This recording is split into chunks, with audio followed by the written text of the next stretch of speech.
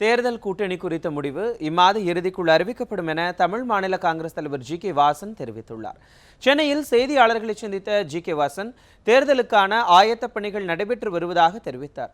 தேமுதிக அணியில் மக்கள் நல கூட்டணி இணைந்தது குறித்து கருத்து தெரிவித்த அவர், அவர்கள் தங்களுக்கு ஏதுவான முடிவை எடுத்திருப்பதாக கூறினார். கூட்டணி குறித்த தங்களின் இறுதி முடிவு முறைப்படி அறிவிக்கப்படும் என்றும் ஜி.கே. வாசன் தெரிவித்தார். ஒரு கட்சியா தங்களுடைய நிலையை அறிவித்துக் கொண்டிருக்கிறார்கள்.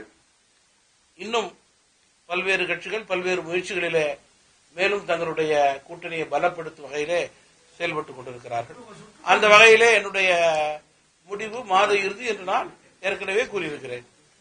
காலதாமதம் இதில் இருப்பதாக எனக்கு தெரியவில்லை.